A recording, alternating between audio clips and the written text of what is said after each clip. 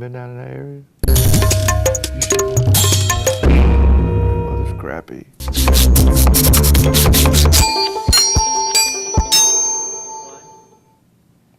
Hi everyone, welcome to 5 Questions with LeRoy Butler, and we're here after the Packers' big victory over Tennessee. I'm not sure that they proved anything in that victory, but you know. Well, you got to win games you're supposed to win on your schedule.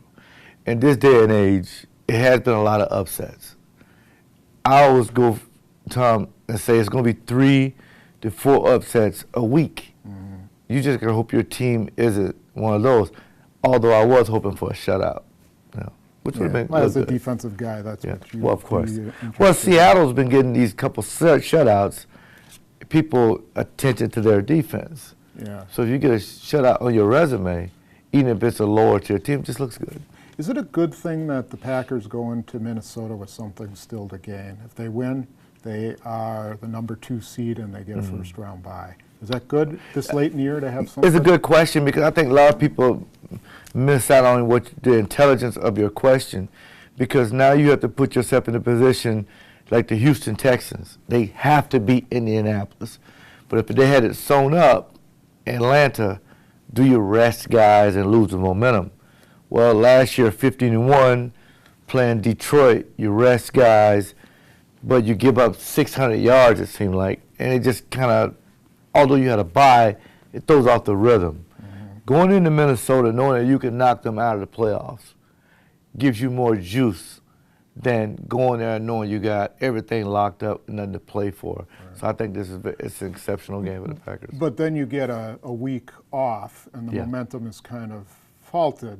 You know, I suppose that's better than resting all your guys the last week, then having a bye, so you have 2 weeks of inactivity. Yes, and there's another intelligence part of it. Remember, Aaron Rodgers didn't play against Detroit. Right. Then he sat out the full week. Right. And then you get ready to play the Giants, and you're like, his rhythm is off. This is different. He'll play and play well, by the way, Pro Bowler, 3rd time, against Minnesota. Yeah. He keeps his rhythm, sits out a week, and he continues to play. Right. And I think they're awfully lucky to have a guy like Ryan Grant if they want to continue to run the ball. Okay. My 3 keys to victory against the Vikings are stop Adrian Peterson, stop Adrian Peterson, and stop Adrian Peterson. Yeah. I mean, is there anything else they need to worry about? Well, I think for the most part, you got to make Christian Ponder beat you, and I don't think he can. I mean, he's a Florida State guy, but I think this guy may be one of the most, I think he's a brilliant mind in the books, but he has to transfer that on the field. With all that being said, no one has stopped Adrian Peterson.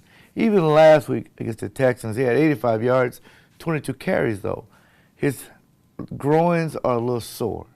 He's starting to wear down a little bit. So he has to get 210 yards to break the record. I just don't see them, the Packers, because they gave up 210 the first time. But the Packers didn't do what the Bears did. The Bears, and we're going to show that at X's and O's, by the way, so stay tuned for that.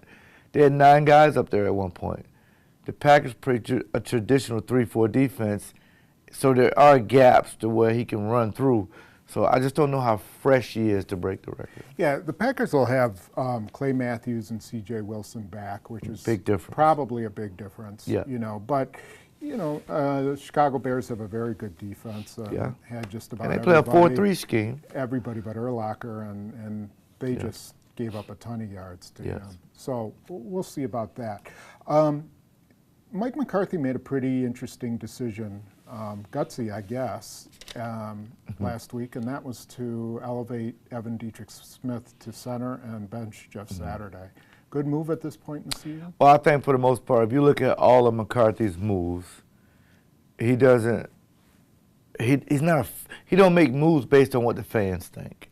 He doesn't make moves based on what people may think. He does it based on what the team needs. The team at this point need continuity on the offensive line. They got to think about the future. They draft and development. They're developing their guys.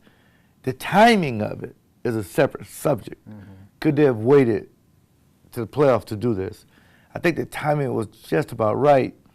Does it make you look bad because he's a Pro Bowler, Jeff Saturday. Right, turns out he's a Pro Bowler. But he's popular. You need. But Evan Dietrich-Smith right now, I think, is a better center. Yeah.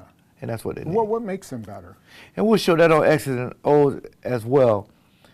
The athletic ability that you're going to need right now, if you're going to run that stretch play that we're going to show in X's and O's, you're going to need a guy to literally block backside on a 4-3 defense and get the linebacker.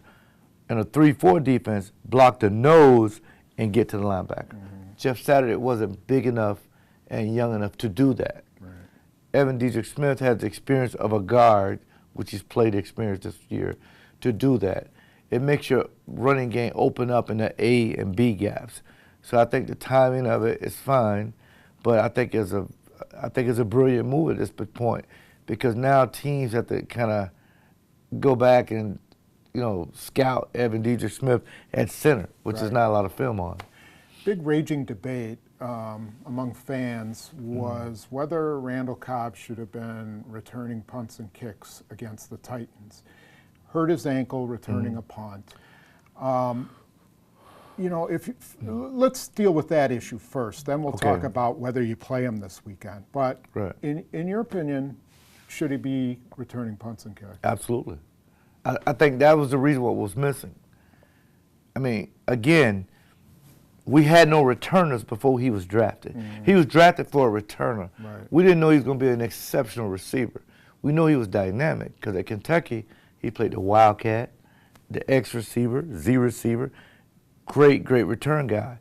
So for the most part, he's a return guy, but he's a great receiver because they've developed him. Yeah. But ultimately, if you take him off of your special teams, not only will you have one of the worst special teams, but this game, Tom, is about putting the ball in your best player's hands. Right.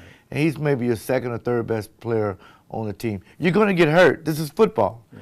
What if they also give him the ball out of the running back? Right. What if he hurt there? He's a durable guy, but for the most part, things happen. But it's more kamikazes on special teams than it is in the base. So it's just kind of one of these freak things. Yeah, I pointed out to some readers that I think it was in '97. It might have been '97 or '98. After you lost Desmond Howard, Mike Holmgren put Robert Brooks back on punts and Antonio Freeman on kickoffs. Yes. And so that's how important he thought it's very important. Returns were. So at any time he can take it for a touchdown. So you need him on the field. Right. And then another element is think about the NFC Championship game last year when Kyle Williams, the backup punt returner, fumbled twice. Great point. Randall Cobb has not lost a fumble, so there's that reliability factor as well.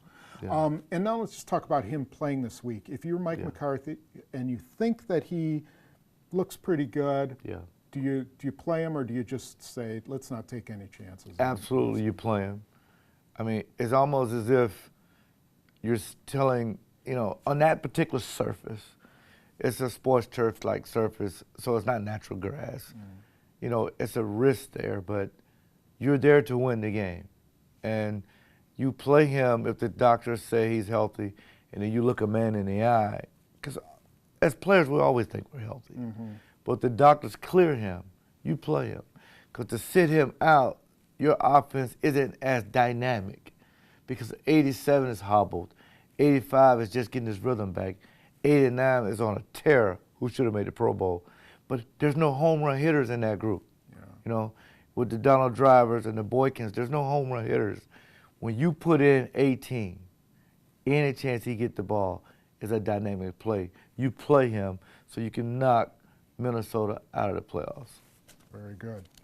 Okay, well, thanks for joining us once again, and we'll be back after Friday, either looking at a bye week or hopefully a playoff week. game. And that's against the Vikings. Right, and that's something else you brought up. It's hard to beat some people 3 times, so you beat them this week and get rid of them, get you a nice bye, so you can almost recharge your batteries. Right. Yeah. So, and thank you to CynicSmarket.com for being a loyal, great sponsor. And thank you again to Salvation Army for doing the most good. I mean, I really appreciate everybody helping with that cause. And and W.J. Kuhn in Oak Creek for all your automotive needs. And you can follow me on Twitter @Leap36, and you can like me on Facebook as well. We'll see you next time.